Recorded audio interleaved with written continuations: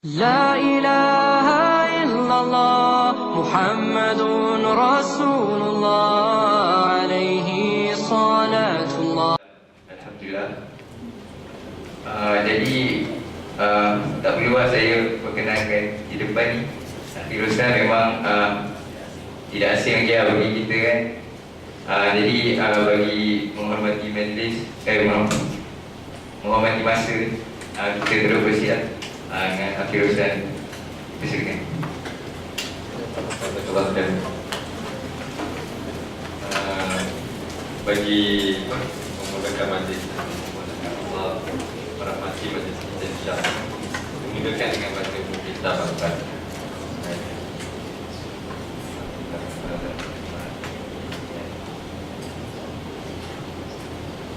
Surah Al-Ladina Alhamdulillah wa alhamdulillah wa nashhadu an la ilaha illallah wa nashhadu anna Muhammadan abduhu wa rasuluh wa 'alaiha nahya wa 'alaiha namutu wa 'alaiha nalqa Allah amma ba'd. Man yahdihillahu fala mudilla lahu wa man yudlil fala hadiya lahu. Ikhwan dan akhwat yang dikasihi, alhamdulillah. Assalamualaikum warahmatullahi wabarakatuh.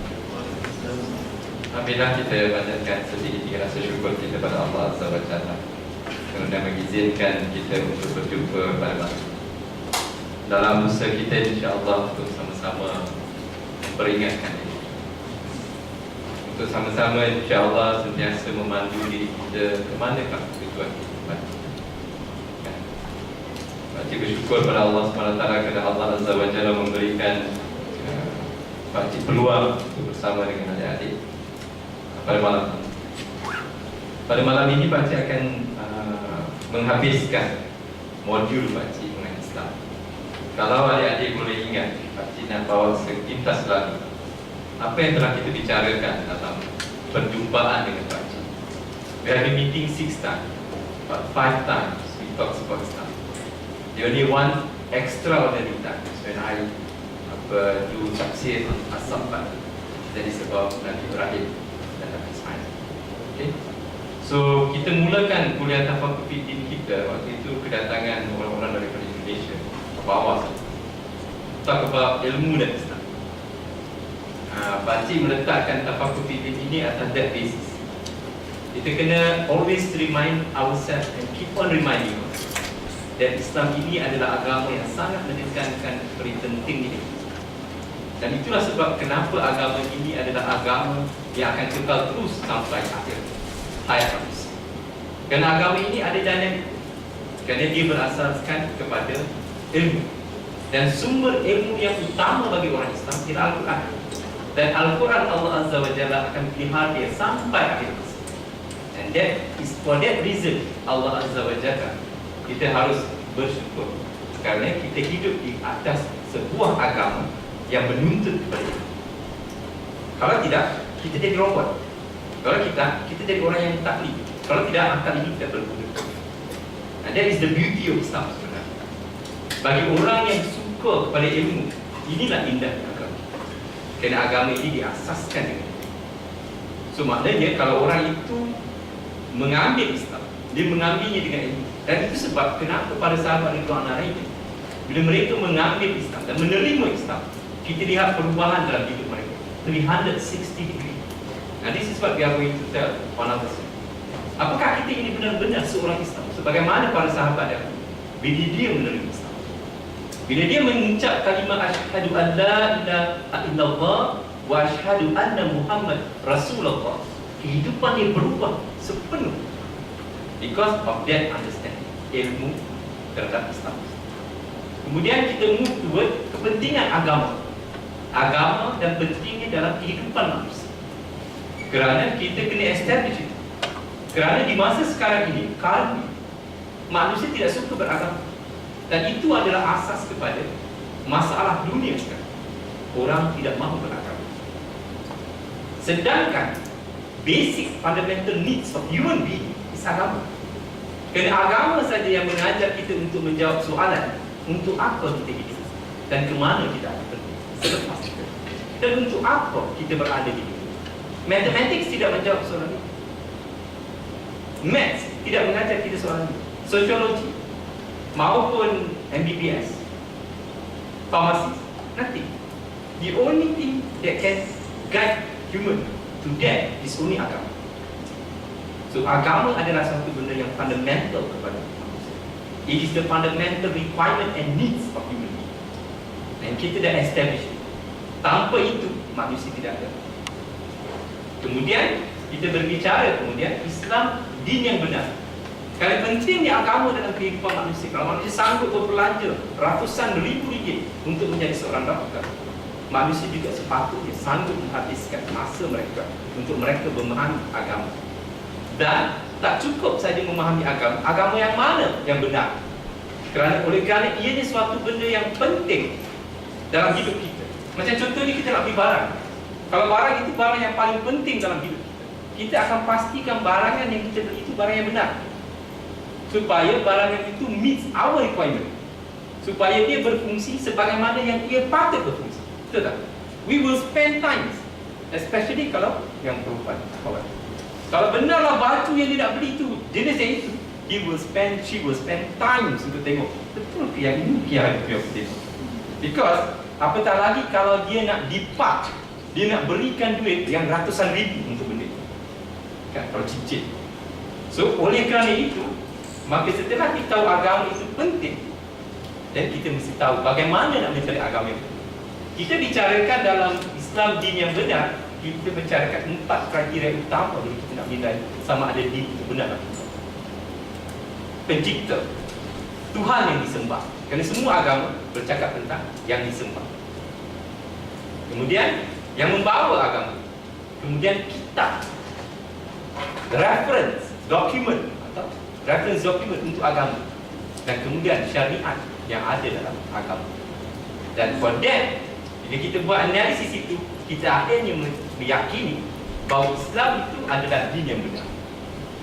Dan kalau ianya din yang benar, maka kita telah bicarakan di surau hari itu. Before kita jumpa di sini, kerana hari itu kita ada mosquito apa semua, dan kita pergi ke sana. Dan we talk about Aizah sebagai seorang Islam. Now the final analysis, or the final modul pada modul pagi ini ialah apa erti kita.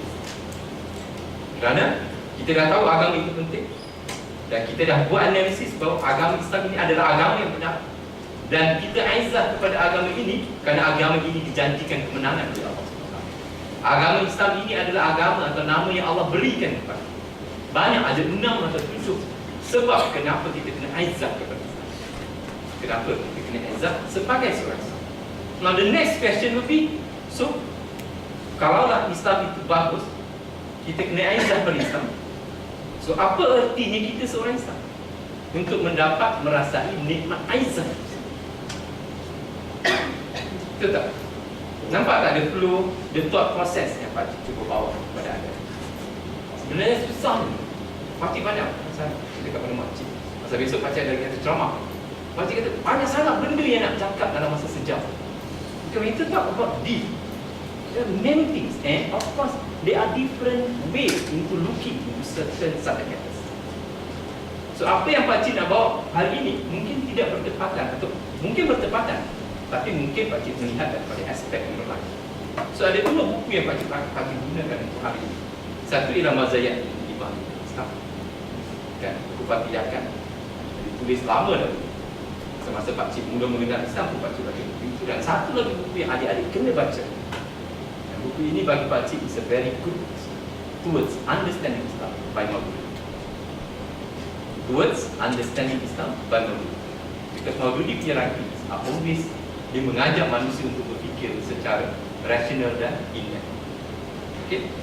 Dan satu lagi buku yang Pak Cik gunakan ialah buku Risalah untuk perbincangan pada malam. Setelah kita tahu semua, dan kita tanya apa erti Islam. The fact that apa ertinya kita menganut Islam. Jadi kita cakap I am a Muslim, what does that depict? Kita mesti dilihat mampu membawa rahmat kepada alam. Itu sebab syariat Islam adalah syariat yang menekankan kepada rahmat kepada semua.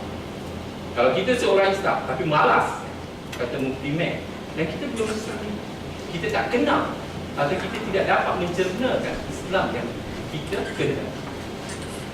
Wow, Umi punya jangkaan salah. Umi cakap 10 orang je. Pasal hari ni cuti kan, Makcik cakap tak apalah bang, 10 orang pun kita cakap. Bapak kata seorang pun saya cakap. Tapi more than that. Okay, so ini sepintas lalu apa yang telah Pakcik bincangkan dengan adik. Siapa yang mengikuti daripada awal, Pakcik harap dapat melihat flow, proses, thought proses. Okay. Pakcik just nak himbau kembali tentang kenapa pentingnya aizah kepada Islam. Supaya nanti aizah itulah yang kita akan hidupkan dalam diri kita. Diri kita menjadi seorang Islam. Kerana kalau tanpa perasaan aizah itu, inilah masalah kita umat sekarang. Kita tidak merasa mulia sebagai seorang Islam. Sampai kita nak mengamalkan Islam pun kita malu, kita takut. Sedangkan Islam ini adalah agama yang mulia. Dan dalam perbincangan Pakcik tadi, oleh kerana sumber aizah adalah dari Allah Azza wa Jalla, dan sumber itu ialah anugerah Islam itu sendiri. Islam, anugerah Allah itu yang menjadikan kita aizah. So therefore, kita kena faham Islam itu sendiri. Kalau tidak, kita aizah sebagai Islam. Tapi kita tak terasa kehebatan Islam itu kan kita sendiri tidak mengamalkan Islam. Islam tidak menjadi darah daging. Kalau potong apa ni? Kulit kita yang keluar darah merah, ada ke darah Islam macam itu? Oh, tak ada pula What I mean is that you are being obsessed dengan Islam. Apapun yang kamu buat, apapun yang kamu fikirkan, apapun tindakan kamu akan sentiasa meletakkan sama ada Islam boleh dimenangkan atau tidak. Itu yang Pakcik nak hidupkan dalam diri, supaya aizah kita itu ada makna dan tepat. Faham tak? Kerana bila kita rasa mulia dan kita kenal Islam itu, kita laksanakan Islam. Every time, everything yang kita fikir, kalau aku buat ini, apakah Islam akan menang? Kalau aku buat ini, apakah Islam akan dilihat mulia atau tidak? Kalau aku buat ini, apakah ianya akan menjadi sebab Islam dihina? Kalau ia, aku tak akan lakukan. Biar apa pun orang cakap. Itu yang kita nak hidupkan dalam diri kita. Jadi kita kata, apa erti kita Islam? Kerana kita aizah pada Islam. Dan kita tidak mahu menjadikan diri kita sebab Islam itu diri. Kita tidak mahu menjadikan sebab diri kita Islam itu dipandang dengan pandangan yang negatif. Kalau semua orang Islam berfikiran begitu, kita tidak akan melihat bercakaran ulama dan para ahli. Ini masalah kita sekarang. Kan? Ulama-ulama yang banyak ilmu sendiri bercakaran di antara satu dengan yang lain. Sedangkan lupakah mereka yang mereka hendak ialah syurga Allah Azza wa Jalla, bukan kebesaran di dunia. Kalau orang puji kamu alim ke, ulama besar ke, bagaimana ke? Kalau di sisi Allah Azza wa Jalla kamu tidak ada arti, tak ada artinya. Ini yang kita nak bicarakan pada malam ini. Wah, tiga orang pakai khasbat.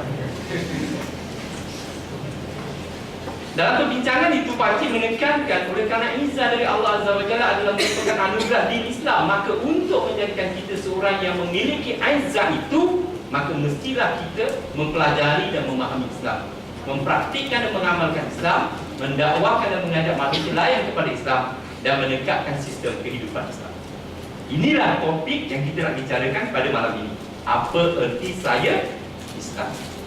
Supaya aizah itu nanti dapat kita rasakan. Understand? Am I clear on this? Pakcik suka bercakap dengan thought process. Saya Pakcik belajar strategi. Okay? Right. Nokta penting. Ada 3 nokta penting untuk kita memahami Islam. Dan kenapa kita mesti memahami Islam dengan fahaman yang benar? Nokta yang pertama penting ialah surah Al-Imran. Di dalam ayat ini, Allah Azza wa Jalla telah memberi amalan kepada orang-orang yang beriman. Orang-orang yang mengaku bahawa Allah ada wujud, dan Allah itu yang menghidupkan dan menjadikan, dan Allah itu menjanjikan syurga dan neraka kepada kita, maka Allah itu telah memberi amalan. Ya ayyuhallazina amanu taqullaha haqqa tuqatih wa la tamutunna illa wa antum muslimun. Wahai kamu orang-orang yang beriman, oh ye who believe, ingat, bertakwalah kamu kepada Allah dengan sebenar-benar takwa, dan jangan sekali-kali kamu mati melainkan kamu dalam keadaan Islam. So therefore, memahami Islam, mengerti apa itu Islam adalah merupakan tanggungjawab besar orang yang beriman. Kerana kalau kita tidak tahu Islam itu, bagaimana kita nak pastikan bahawa kita tak mati dalam Islam? Faham tak maksud saya? Mana kalau kita tak tahu Islam itu, tak kenal Islam itu, tak faham Islam itu, bagaimana kita nak ascertain that kita mati ni dalam Islam atau tidak? Faham tak maksud saya? Okey. Ini nokta yang pertama. Nokta yang kedua, Allah Azza wa Jalla memberitahu kepada kita juga. Sekali lagi Allah menyeru kepada siapa? Pada orang yang beriman. Ya ayyuhalladzina amanu dukhulu fis-silmi kaffah wa la tattabi'u khutuwatis syaitan innahu lakum aduwwun. Allah kata, wahai kamu orang yang beriman, hendaklah kamu masuk ke dalam Islam secara kafah, keseluruhan. Again, kalau kita tak tahu Islam itu keseluruhannya, macam mana kita nak tahu sama ada kita dah masuk Islam seluruh atau tidak? Faham tak? Allah menyuruh kita, Allah menyuruh kita, Allah memerintahkan kita, Allah mengarah kita. Wahai kamu, orang yang mengaku beriman kepada aku, bahawa aku berkuasa kepada kamu, bahawa semua nyawa kamu terletak di tangan aku, dan aku boleh menghidupkan dan mematikan kamu. Aku mengarahkan kamu. Udkhulu fisilmi kafah. Masuklah kamu ke dalam Islam keseluruhan. Kalau kita tidak memahami Islam dalam bentuk keseluruhannya, mampu tak kita untuk melaksanakan hal-hal itu? Tentunya tidak, kan? Tentunya tidak. Kalau tidak, makna kita fail pada ayat ini. Oleh kerana itu, apakah kita orang yang benar-benar? Okey, itu yang kedua. Nokta yang kedua. Nokta yang ketiga, di mana Allah Azza wa Jalla dalam ayat yang hari ini, Allah kata, Ia menamakan kamu sejak dulu di dalam Al-Quran ini Islam. Wajahidu fillahi haqqa jihadi wajtabakum wa ma ja'ala 'alaikum fid-dini min haraj millata abikum Ibrahim huwa sammakumul muslimina min qabl wa fi hadzal yakuna rasul syahidan 'alaikum wa takunu syuhada'a 'alan nas fa aqimus shalah wa atuz zakat wa'tasimu billahi huwa maulakum wa ni'mal maula wa ni'man nasir. Allah yang menamakan kita Islam. Oleh kerana Allah yang memberikan gelaran itu kepada kita, malulah kita kalau kita tidak berkelakuan, kita tidak melaksanakan rule atau function atau gelaran yang Allah berikan kepada kita. Faham tak? Kamu diberi jawatan sebagai managing director. I appoint you as a managing director, but you do not behave as a managing director. Nak gaji besar, nak pangkat besar, managing director, tapi tak tahu apa yang dia sepatutnya buat sebagai managing director. Nama Islam ini adalah nama yang diberikan oleh Allah SWT. Sepatutnya bagi kita yang telah diberikan gelaran seperti ini oleh Allah Azza wa Jalla, maka kita mahu atau tidak, kita harus mengusahakan diri untuk memahami apakah tuntutan pada nama ini yang Tuhan berikan kepada kita. That is the three things. Untuk bicara apa arti Islam, these are the three things yang paling penting, yang sepatutnya menggerakkan kita, menggesa kita, melonjakkan kita. Biar bersusah payah pun kita memahami Islam kerana 3 ayat tadi, supaya kita benar-benar menjadi mereka-mereka yang benar-benar layak untuk dipanggil orang seperti itu.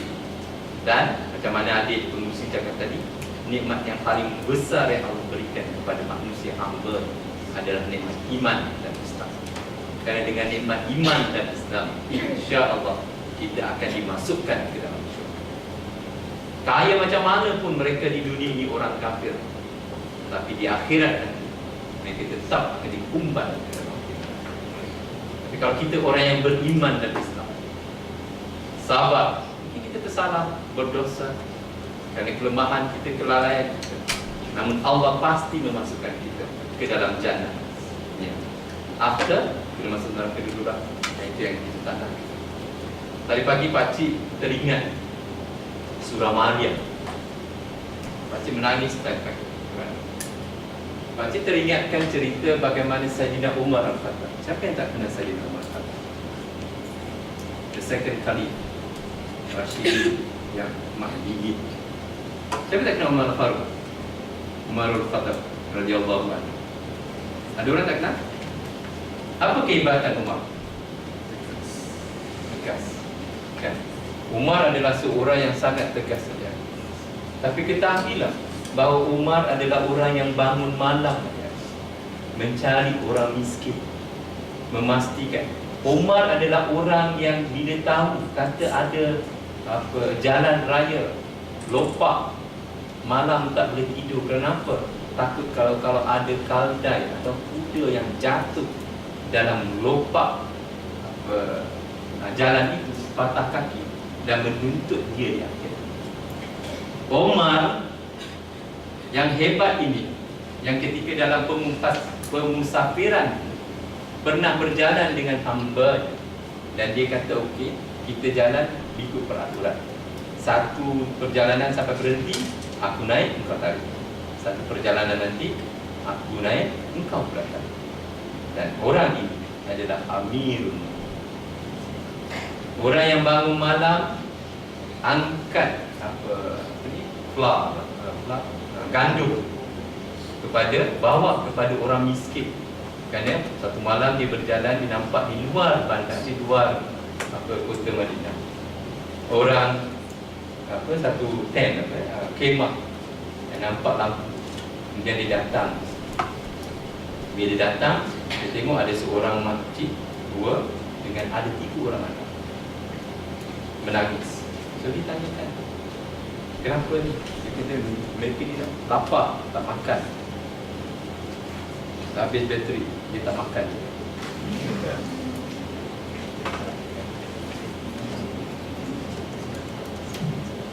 Okay. Masih ada alternatif. Okay. Tak makan. Maka Umar tanyakan, dan dia kata bahawa dia akan menuntut daripada Umar khalifah.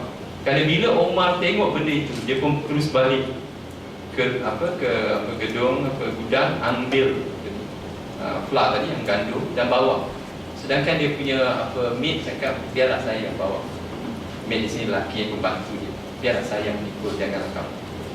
Dia kata, siapakah yang akan menjawab dosa depan Allah SWT? Tanggungjawab ini siapa yang nak jawab? Bukan kau, aku. So dia bawa. Dan Umar sendiri bawa isteri dia, pergi tolong masak, makan, bagi orang budak-budak itu makan dan duduk.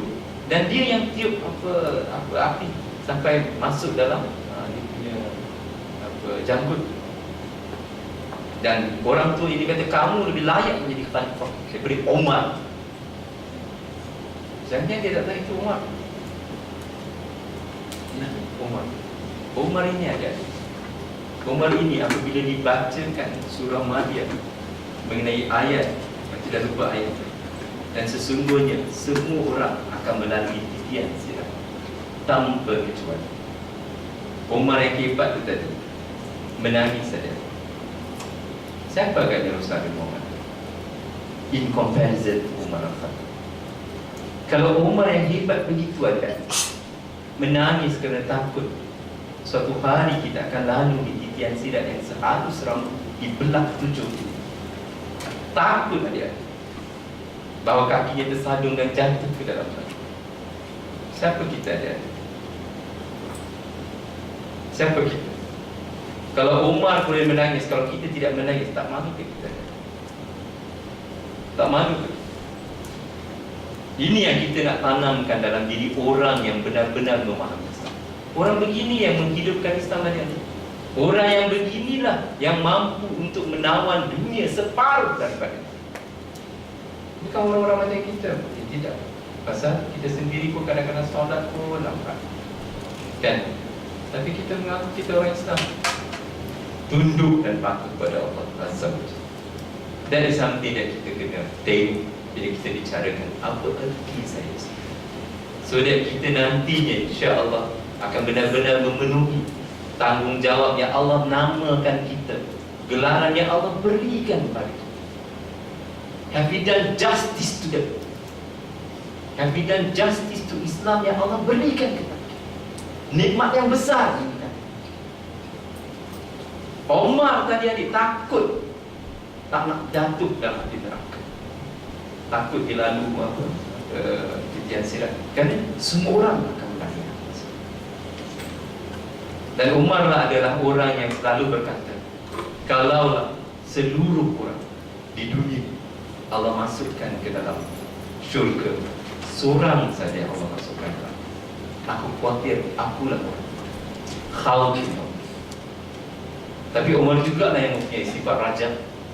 Kalaulah semua orang Allah masukkan dalam api neraka, seorang saja Allah nak masukkan dalam syurga, aku pun akan akulah yang menjadi orang yang dimasukkan Allah ke dalam syurga.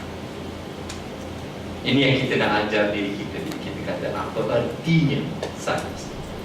Kerana Islam adalah gelaran nama yang diberikan oleh Allah Azza wa Jalla kepada. Ini nokta yang ketiga. Okay. So apa Islam itu? Sebelum kita cakap pasal Islam, apa itu Islam? Salah faham terhadap Islam. Kerana banyak salah faham terhadap Islam. Okay? Pada Islam pada setiap zaman selepas kewafatan baginda Rasulullah SAW sehingga sekarang selalu menjadi agama yang disalah tangkap. Ramai para ulama dan cendekiawan Islam menulis mengenai persoalan ini. Dan salah satu buku yang baik kalau adik-adik punya masa untuk baca, by Muhammad Qutb, Islam, The Misunderstood Religion. This is a good book. Salah faham terhadap Islam bukan sahaja berlaku di kalangan orang yang bukan Islam. Orang bukan Islam selalu menganggap bahawa Islam adalah agama keganasan. Islam adalah agama yang disebarkan dengan pedang, agama yang kolut dan jumud, agama yang memandang wanita sebagai warga kelas kedua. Sedangkan tidak ada agama yang lebih memandang mulia pada wanita daripada Islam.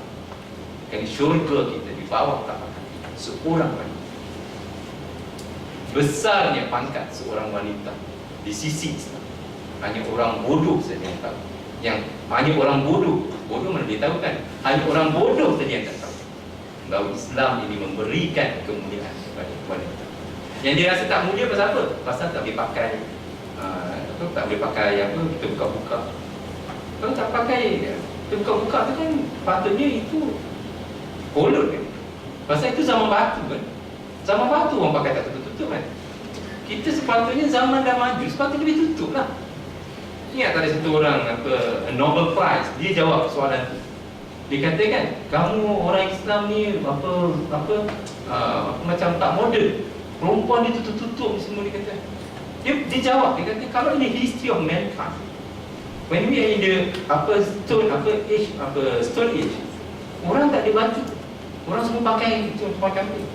So when the civilization develop, the more people convert. So I think I am the most civilized, you are not. Betul kan? Pasal lebih civilized, lebih tutup. Pasal zaman tak civilized, dulu tak ada kilang nak buat baju, tak ada kilang nak buat, tak ada. Ini orang yang faham Islam. Dia rasa aizah pada Islam. Yang ini yang kita nak lahirkan.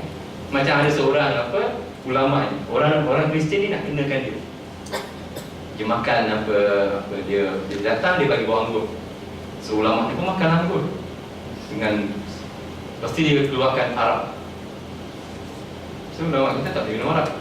Saya kata orang Islam, jangan kau Islam. Anggur kau makan sebab je. Dia tak cakap sebab kan, pakcik yang tak malu. Dia kata, anggur kau boleh makan semua, tapi darah kau tak boleh minum. Apa punya agama kau ni? Kan? You know what this ulama answer ni? Beautiful. Dia kata, kamu ada isteri? Isteri kamu perempuan kan? Ya betul. Kamu ada anak perempuan? Ada. Kamu boleh tak bersama dengan isteri kamu? Boleh. Kamu boleh tak bersama dengan anak kamu? Mana boleh? Habis, bukankah anak kamu itu lahir daripada isteri kamu? Kalaulah kamu punya argument tadi, air Arab keluar daripada anggur, patutnya boleh minum. So, kalau anak perempuan kamu lahir daripada isteri kamu, patutnya kamu boleh bersama lah. Terus masuk Islam. Nampak? Bijak lah. Ini orang yang Allah SWT bagi hikmah. Orang yang Allah beri hikmah. Okey? Right. Dan salah faham juga terhadap Islam berlaku di kalangan orang yang mengaku Islam. di mana Islam dilihat hanyalah sebagai agama ritual, ibadah khusus. Orang Islam jika hendak maju mesti meletakkan agama hanya di surau dan masjid. Dalam berniaga, mana ada dosa dan pahala. Islam adalah agama hati dan akhlak. Kalau kita baik, tak usir orang, maka tak tutup aurat pun tak apa. Islam tidak pentingkan kemajuan dunia. Pernah dengar tak pentingnya? Kan? Kalau orang tu pakai serban, orang tu pakai jubah, perangai macam mana? Oh, itu kuat agama tu. Especially kalau dahi dia lagi. Kan? Nama ni saya ikut Bukhari kan? Kan? Mana nak tunjukkan betapa ramai orang yang salah faham terhadap Islam. Is that only Islam? Islam is it only for attire saja? Pakaian saja? Atau Islam ini ialah orang yang lemah lembut, orang buat apa-apa tak apalah, biarlah. Kan? Orang naikkan harga minyak pun tak apalah. Kata dia, ini ketentuan Tuhan harga naik. Kan? Dia macam tak apa, semua tak apa je. Dia reda je. Apa semua terima je. Baik betul. Apakah itu orang Islam? Nah, ini yang kita nak tanyakan kepada dia. Ini salah faham terhadap Islam. Apa itu Islam? Daripada buku Dr. Andes Nasruddin Razak, secara etimologi, maknanya daripada asal-usul kata, lughat, kata Islam berasal dari perkataan bahasa Arab salimah, artinya selamat. Dari kata itu terbentuk aslama yang artinya menyerahkan diri atau tunduk dan patuh. Bagaimana firman Allah Azza wa Jalla dalam surah Al-Baqarah ayat 112. Bala man aslama wajahahu lillahi wa huwa muhsin falahu ajruhu 'inda rabbih wa la khaufun 'alaihim wa la hum yahzanun. Okey. Bahkan barang siapa yang aslam, iaitu menyerah diri kepada Tuhan, sedang ia berbuat kebaikan, maka baginya pahala di sisi Tuhan dan tidak ada kekhawatiran terhadap mereka dan tidak perlu mereka bersedih hati. Dari kata aslam itulah terbentuk kata Islam. Pemeluknya disebut Muslim, dan orang yang memeluk Islam berarti menyerahkan diri kepada Allah dan siap patuh kepada ajaran. Itu makna Islam. Islam maknanya memberikan kepatuhan secara total kepada Allah Azza wa Jalla untuk lakukan apapun kepada diri. Biarlah Allah yang menentukan peraturan kehidupan untuk dia. Itu makna orang yang pasrah. Slave to a master. Slave to a master. Bukan employer. Employee to an employer. Dua relation yang berbeza. Kalau employee to an employer, kita buat kerja, kita bisa dapat gaji. Tapi a slave to a master, kalau master dia tak nak bagi gaji, slave dia tak boleh buat. Of course bagi kita tahu bahawa master kita, Allah Azza wa Jalla ini adalah apa? Ghafurur Rahim. Sangat pengampun lagi maha penyayang. Okay. Right. So ini maksud Islam. Islam itu maksudnya selamat, maksudnya tunduk dan patuh. Dengan tunduk dan patuh kepada Allah Azza wa Jalla, menyerah diri seluruhnya kepada Allah Azza wa Jalla, insya-Allah kehidupan kita selamat. Itu orang Islam. Hari itu semasa pakcik dalam preparation untuk talk pakcik, pakcik dengar Mufti Mac punya talk sebab Islam. Waktu itu dia pergi ke Singapura. Dia kata, what a great nation is Singapore. You have to have a 3/4 full tank before you can go to Malaysia. This is the only country that have such a law. Kan dekat Singapura kan, tank mesti 3/4 baru boleh pergi Singapura. Baru boleh pergi Malaysia. Kalau tangki kurang, tak boleh pergi Malaysia. Dia kata ini hanya undang-undang yang ada dekat Singapura. Dan orang Singapura ikut. Dia nak bawa ke mana tu aja? Tahu tak macam mana dia nak relatekan dengan Islam? Dia kata bahawa Singapura ini adalah negara yang hebat, yang menjadi negara maju. Namun negara ini banyak undang-undang. Dia kata to eat chewing gum also you cannot. Dia kata banyak sangat peraturan. But all these regulations make this nation a good nation. This make great nation. Great nation. Dia kata begitu juga Islam.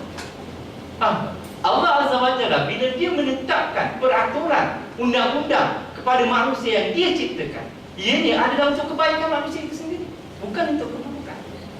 Dan orang Islam adalah orang yang patuh tunduk kepada semua peraturan Allah without question, barulah dia akan dapat merasai nikmat menjadi seorang Islam. Ini basic foundation kaum Muslim. Itu sebab kenapa Islam menekankan ilmu, supaya bila kita buat, kita tahu kenapa kita buat. Dan bila kita tahu kenapa kita buat, kita sanggup, we will be very passionate untuk buat. And we will be persevere untuk buat. Kita akan istiqamah walau apa pun yang berlaku, kerana kita tahu kenapa kita buat. So tunduk dan patuh pada Allah Azza wa Jalla ini bukan tunduk dan patuh yang kosong. Ianya adalah tunduk yang patuh berasaskan ilmu kepada Allah Azza wa Jalla. Okay. Itu kata Dr. Ramdas. Pakcik bawa apa yang dikatakan oleh Imam Hasan Al-Banna. Pakcik, siapa Imam Hasan Al-Banna ni? For those yang tak kenal Imam Hasan Al-Banna, he was born in 1923 or 1920. Way back, almost 100 years ago. Di waktu itu, Islam adalah agama yang begitu banyak dia punya firqah-firqah. Ada yang sufinya, ada yang seronok dengan politiknya. Banyak. Diorang tidak melihat. Kalau boleh pakcik umpamakan ketika Imam Banna lahir, waktu itu Islam dalam keadaan orang buta yang melihat gajah. 4 orang buta melihat gajah. Semua pernah dengar cerita kan? Bagaimana bila diberitahu dan ditanyakan apakah bentuk gajah, maka yang pegang ekor gajah kata, oh gajah ni macam tali. Yang pegang perut gajah dia kata gajah ni macam dinding. Saya pegang badan gajah. Dia kata kamu dua salah. Gajah sebenarnya macam tiang, pasal dia pegang kaki gajah. Yang seorang tu dia pegang gading gajah, dia kata kamu tiga-tiga salah. Bodoh. Itu pasti tambahan. Dia kata kerana sebenarnya gajah ini dia tajam macam pedang, pasal dia pegang gajah. Keempat-empat orang itu tidak sama. Kerana itu memang sebahagian daripada gajah. Tapi gajah is not part. Bukan itu saja. Penuh lagi gajah. Dia ada telinga, ada terang dia, kan? So dia tak nampak holistik. Di zaman Imam Banna, waktu itu Islam begitu. Ada yang hanya seronok Islam dari segi sufinya saja. Yang Habibnya, ya Hanana. Macam tu, waktu tu ada Hanana ke tak ada Hanana? Kan, yang seronok hanya dengan berzikir saja. Kan? Berzikir untuk merasakan keseronokan diri, merasa tenteram. Itu ada sekarang. Kan? Ada yang terlalu politik saja. Akhlak tak. Tapi cakap pasal Islam, tapi akhlak yang terlalu politik. Ada yang melihat Islam dari sudut ibadah saja, cukuplah. Kan Islam tu Nabi kata, apa itu Islam? Islam itu ialah kamu mengucap dua kalimat syahadat, kamu sembahyang 5, kamu puasa di bulan Ramadan, kamu keluarkan zakat, kamu pergi haji di Baitul. Itu Islam. Kalau buat itu dia Islam tak salah. Tapi macam tadilah, tak sempurna gajah tu. Faham? Tak sempurna. So Imam Hasan Al-Banna lahir di waktu itu. Dan Imam Banna ini adalah seorang yang telah dipanggil sebagai mujadid. Because every 100 years Allah Azza wa Jalla akan melahirkan seorang yang revive Islam. Dan dia adalah salah seorang yang diterima sebagai seorang mujadid. Dan dia mati ketika umur dia 40 tahun, ditembak. Okey. Dan kalau adik baca tulisan dia, dia ni seorang yang sangat hebat. Kenapa pakcik cakap hebat? Pakcik baca dalam buku Hadis Sulasa. Hadis Sulasa inilah ceramah-ceramah dia pada hari Khamis. Pada hari Khamis ada satu ceramah dia daripada mula sampai akhir di ayat Quran. Semua dicantumkan ayat Quran sampai boleh jadi ceramah. Nak tunjuk betapa close dia dengan Quran, betapa close dia dengan Al-Quran, manusia. Dan dia membina apa yang dipanggil suatu gerakan yang dipanggil Ikhwanul Muslimin, yang sekarang ini di Mesir, yang memerintah Mesir, yang masih lagi legitimate, tapi yang telah diambil oleh Abbas, bukan Abbas, oleh Al-Sisi. Kalau pakcik saya cakap Al-Sisi itu Sisi lah kan, pondan di sisi. So Islam, Imam Hasan al-Banna define dalam bukunya Usul 20 Usul Hijri, dia define, dia kata apa? Islam adalah sistem lengkap yang merangkumi keseluruhan aspek kehidupan. Islam adalah negara dan tanah air atau kerajaan dan rakyat. Islam adalah akhlak dan kekuatan atau rahmat dan keadilan. Islam adalah pengetahuan dan undang-undang atau ilmu dan kehakiman. Islam adalah kebendaan dan harta atau usaha dan kekayaan. Islam adalah jihad dan dakwah atau tentera dan fikrah. Sebagaimana Islam itu adalah akidah yang benar dan ibadah yang besar. Kenapa pakcik bawa definition dan pakcik akan kaitkan dengan salah faham? Kerana masih ramai orang yang merasakan bahawa Islam ini masih lagi terpisah-pisah, sebagaimana orang buta kan yang melihat kaca. Sedangkan kita tahu bahawa Al-Quran adalah merupakan reference document untuk orang Islam. Mana kalau kita benar-benar seorang Muslim, kalau kita nak tahu sesuatu perkara, kita kena pergi pada Quran. Apakah Quran hanya membicarakan? Quran ada 114 surah. 114 surah, ada 30 juzuk. Dia ada 6,000 lebih ayat. Dalam semua perkara, apakah Allah hanya membicarakan tentang mengucap kalimat syahadat, bercakap tentang puasa, solat, zakat dan haji? Apakah itu sahaja yang Allah katakan dalam Al-Quran? Bukan kan? Itu sebab Imam Banna mengambil dari hujah itu bahawa sesungguhnya Islam adalah suatu keseluruhan. Dia adalah merupakan sistem kehidupan. Dan dia bagi hujah dia. Ini beberapa hujah yang dia bawa. Dalam surah Al-Nahl ayat 89, dia mengatakan, bukan dia mengatakan, Allah yang mengatakan. Imam Banna, Allah memberitahu, wa yawma nab'atsu fi kulli ummatin syahidan 'alaihim min anfusihim wa ji'na bika syahidan 'ala haula'i wa nazzalna 'alaikal kitaba tibyanan likulli syai'.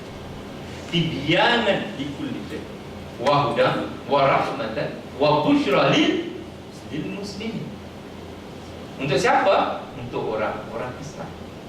Allah memberitahu, dan ingatlah ketika hari ini kami bangkitkan dalam kalangan tiap-tiap umat seorang saksi terhadap mereka dari golongan mereka sendiri. Dan kami datangkan kamu, wahai Muhammad, untuk menjadi saksi terhadap mereka.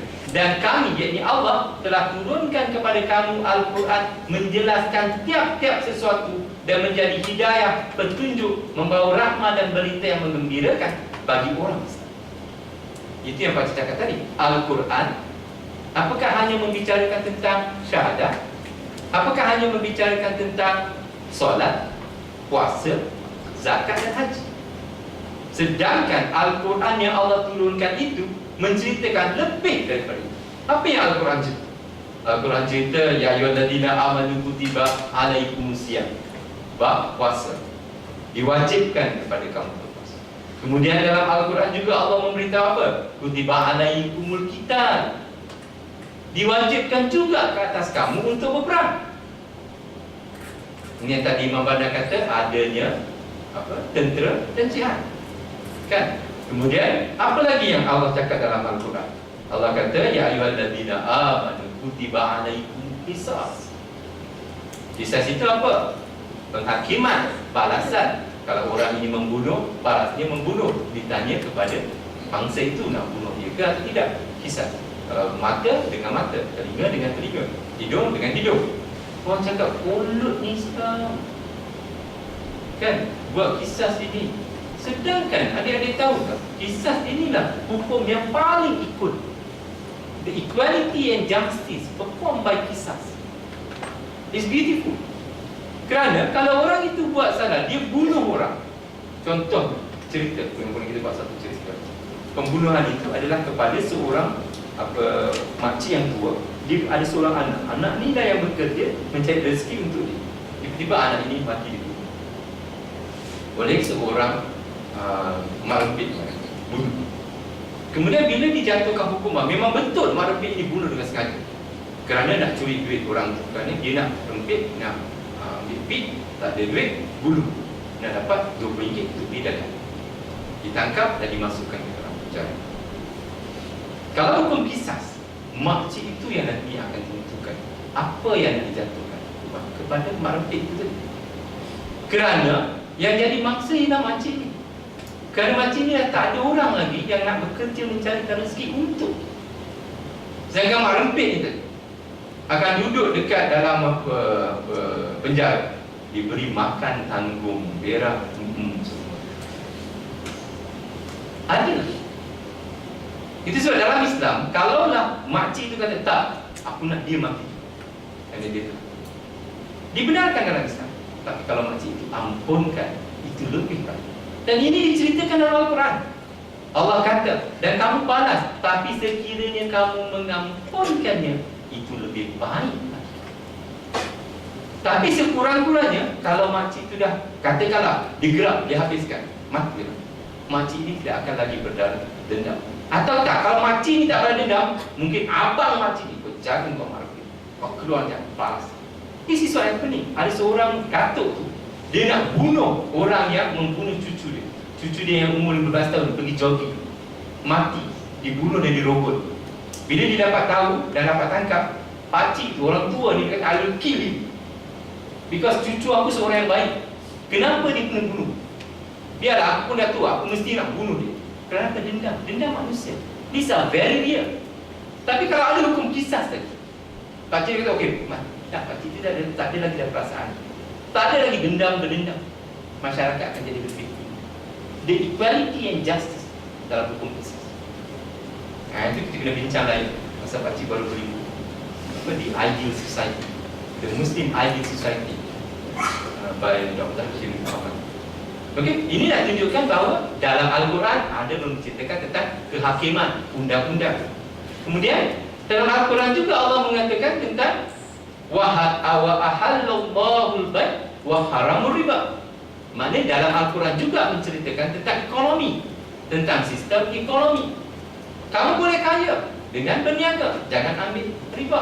Ini juga kalau kita bicarakan pun kita akan melihat bagaimana riba ini merosakkan masyarakat. That's what happened dekat Amerika, sampai duit dia tidak berharga kerana sistem riba. Sistem riba. Yang ini kalau panggil Profesor Dr. Nazari, you can talk to him for 3 to 4, 5, 6 hours on this. Because memang indah sistem Islam, dan ini dari Allah SWT. Tapi all this hujah yang pakcik nak beritahu ialah pakcik nak tunjukkan bagaimana Imam Banna rahimahullah menyatakan bahawa Islam itu adalah suatu sistem yang lengkap.